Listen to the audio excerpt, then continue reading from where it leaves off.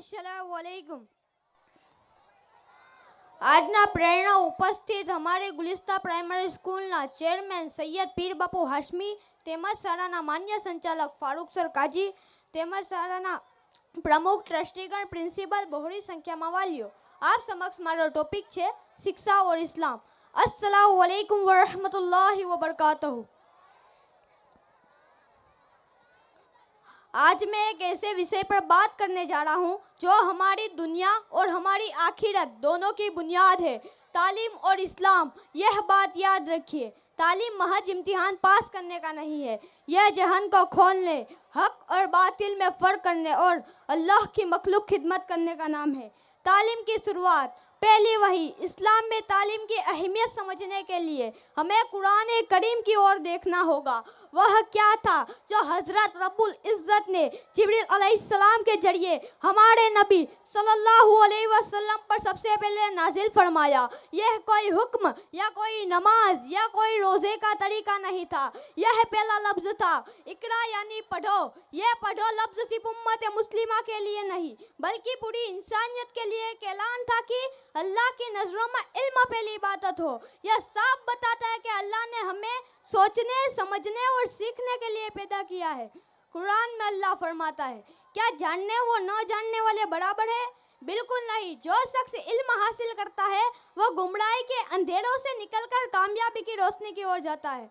दुनिया और आखिरत का संतुलन। मेरे नौजवान साथियों, इस्लाम एक मुकम्मल जाबता हयात है। यह हमें सिर्फ दीन की तालीम नहीं देता बल्कि दुनिया के हर शोबे में बेहतरीन बनने की तहजीब देता है।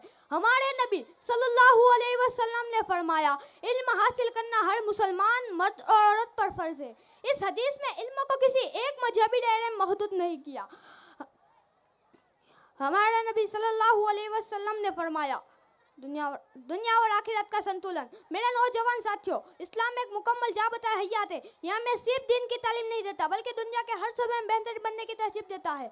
हमारे नबी सल्लल्लाहु अलैहि वसल्लम ने फरमाया, इल्म हासिल करना हर मुसलमान मर्द और औरत पर फर्ज है। इस हदीस में इल्म को किसी एक मजहबी दायरे में महदूद नहीं किया। हमें सिर्फ नमाज और रोज़े की तालीम नहीं लेनी है बल्कि अगर आप डॉक्टर बन रहे हैं तो आप उम्मत के लिए बेहतरीन डॉक्टर बने। अगर आप इंजीनियर बन रहे हैं तो आप दुनिया के लिए बेहतरीन चीज़ का ईजाद करें। अगर आप व्यापारी बन रहे हैं तो आप सच्चाई और ईमानदारी से कारोबार करें।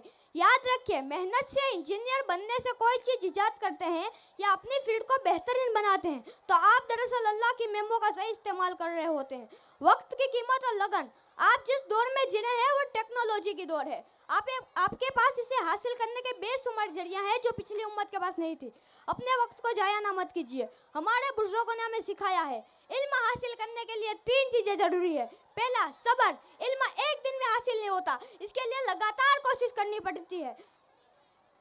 दूसरा, लगन। तालीम को अपनी सबसे बड़ी मोहब्बत मान लीजिए। तीसरा, उस्ताद का एहतराम। इल्म हमेशा अदब से हासिल होता है। अपने एक शिक्षक का दिल से एहतराम कीजिए, उनकी दुआओं में बहुत बड़ी बरकत होती है। एक छात्र के लिए उनकी किताबें उनका हथियार है और उनका वक्त उनकी सबसे बड़ी दौलत। इस वक्त को फिजूल कामों में बर्बाद मत कीजिए। हमारा मकसद सिर्फ अच्छे नंबर लाना नहीं बल्कि एक ऐसा किरदार बनाना है जो हमारे नबी सल्लल्लाहु अलैहि वसल्लम के अखलाक की झलक हो।